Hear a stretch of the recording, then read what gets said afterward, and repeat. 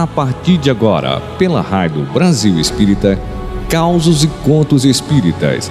Apresentação Roberta Zagueto.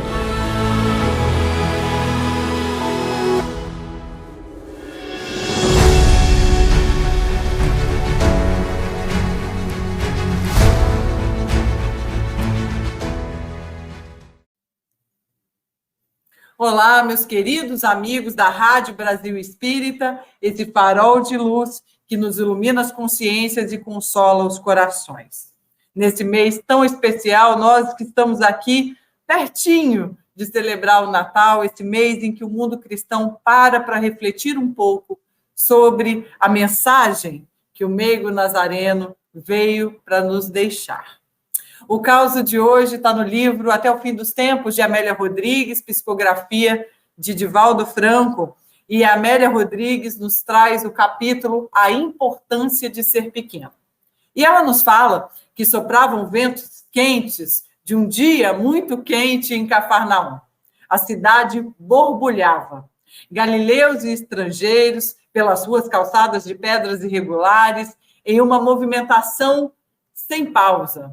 E as mesas dos cambistas, sempre cobertas de moedas de diferentes povos que ali comercializavam, sempre com gritos muito estridentes.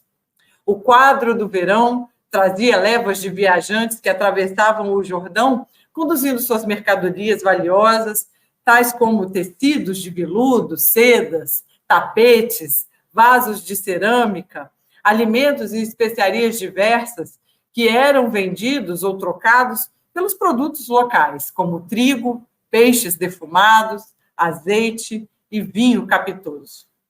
Considerada uma das cidades mais importantes da orla do Lago Tiberíades, ela se derramava exuberante no seu tom verde dos pomares ricos de frutos na direção do Mar Gentil, do qual recebia ventos amenos do entardecer que lhe diminuíam, então, o calor asfixiante que acabava predominando em outras regiões nessa mesma época. Célebre também, em razão da sua sinagoga, que constituía um verdadeiro orgulho face à sua construção tão grandiosa para os padrões locais.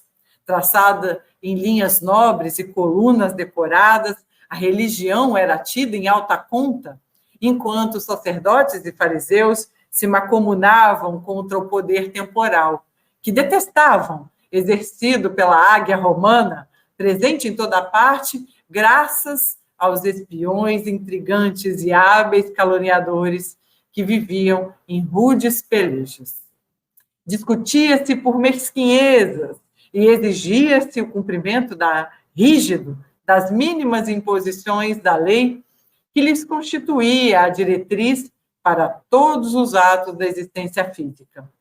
Colocando-se acima dos menos cultos, que eram explorados sem piedade, esses religiosos implacáveis se disputavam a hegemonia do poder, trafegando influência junto ao administrador da cidade, que, embora odiado, representava a aspiração máxima de muitos desses pigmeus morais de todos os tempos, como chama aqui Amélia Rodrigues.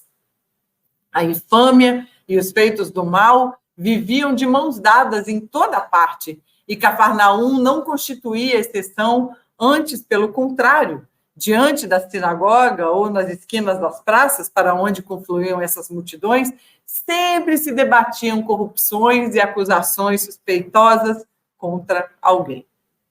Cada época da humanidade representa as suas próprias exulcerações morais e políticas, sociais e econômicas, nos lembra aqui Amélia Rodrigues. Os pobres, esses que nunca têm voz, viviam apavorados ou se submetiam a circunstâncias esdrúxulas a fim de sobreviverem entre aqueles que se constituíam ali nessa situação.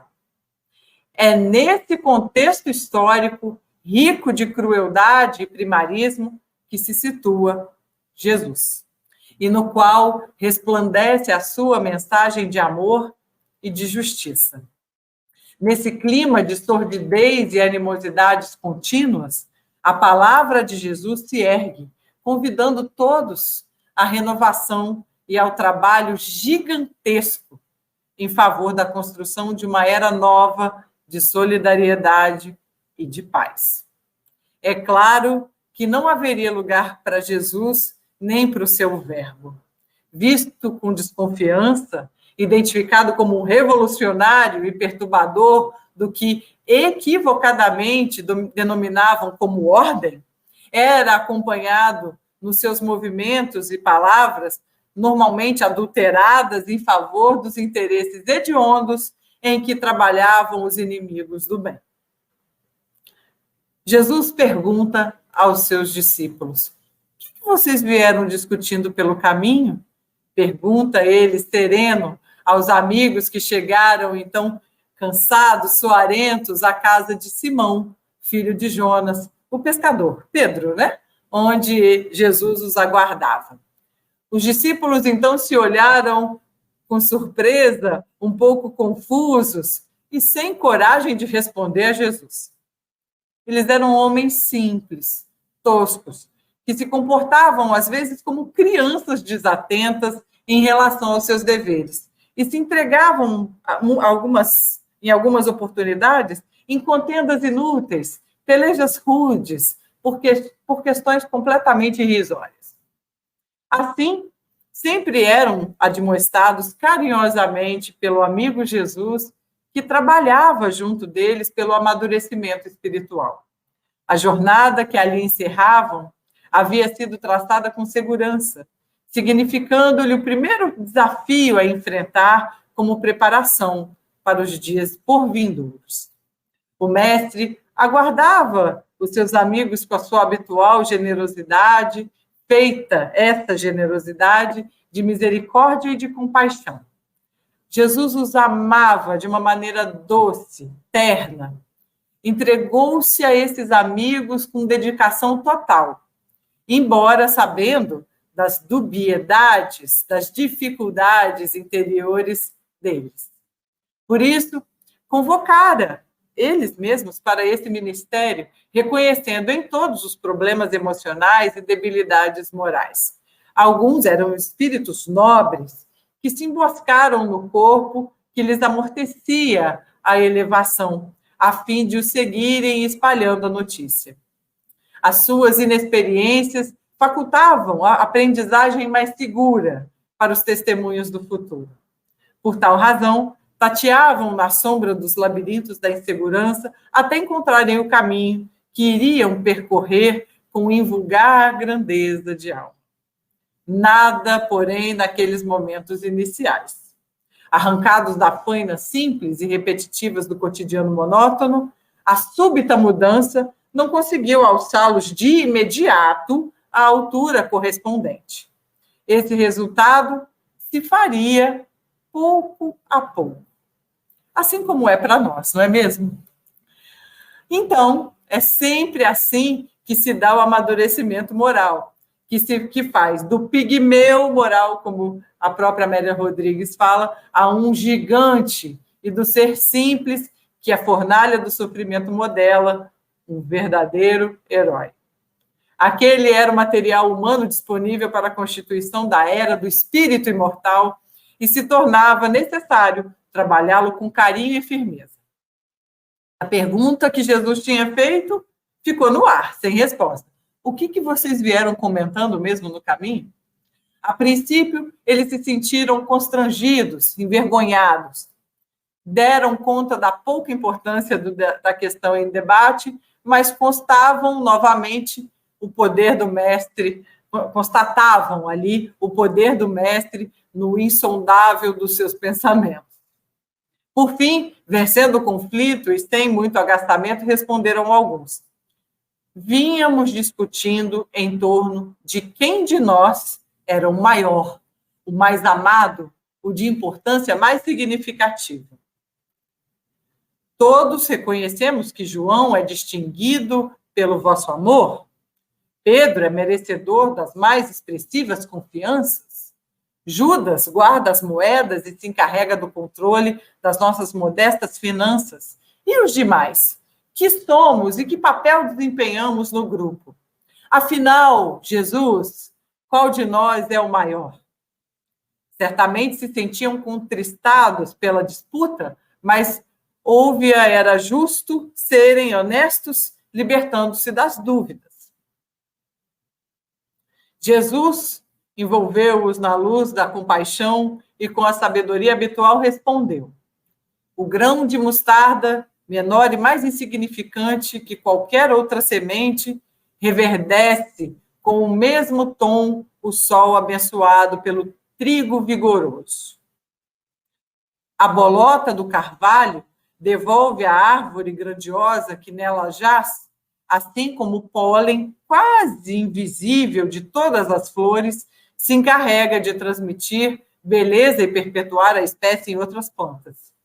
Todos são grandes e importantes na paisagem terrestre. O grão de areia se anula ante outro para construir a praia imensa que recebe o carinhoso movimento das ondas, arrebatando-se no seu leito reluzente. Tudo é importante diante de meu Pai, não pela grandeza, mas pelo significado de que cada coisa se reveste para a utilidade da vida. Entre os homens, o maior é sempre aquele que se esquece de si mesmo, tornando-se o melhor servidor, aquele que não cansa de ajudar, que se encontra sempre disposto para cooperar e servir, sem outra preocupação, qual não seja a de beneficiar. Eu vou até falar de novo, gente. Jesus diz o seguinte: entre os homens, o maior é sempre aquele que se esquece de si mesmo, tornando-se o melhor servidor, aquele que não se cansa de ajudar, que se encontra sempre disposto para cooperar e servir, sem outra preocupação, qual não seja a de beneficiar. Que se apaga para que outro brilhe, torna-se combustível sem que a luminosidade desaparece. Há uma grande importância em ser pequeno, graças a cuja contribuição se apresenta o conjunto grandioso. Fez-se, então, um silêncio oportuno para que os homens ali pudessem entrar numa reflexão, para que nunca mais se esquecessem do enunciado. E aí Jesus, então, prosseguiu: aquele que dentre vós desejar ser o maior, o mais importante, o mais amado, torne-se o melhor servidor, o mais atento amigo, sempre vigilante, para ajudar e desculpar, porque esse sim, vai fazer falta, será notado como ausente, se tornará alicerce para a construção do edifício do bem. No silêncio que se fez natural, os viajantes dispersaram-se pelas diversas peças da casa de Simão, enquanto o sol lá fora, de verão, já jogava os seus raios de fogo sobre a terra, e essa então se abrasava.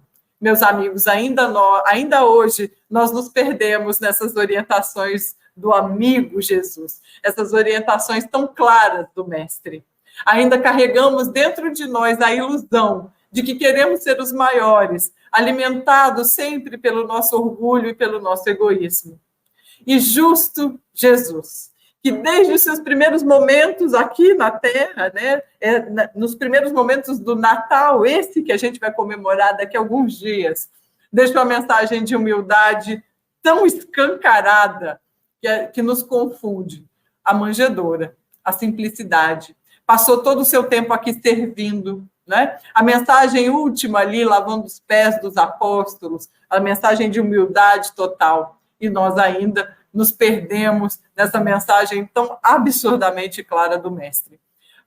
Seremos maiores o dia que nos fizermos menores, mais servidores, mais humildes, mais devotados ao nosso próximo.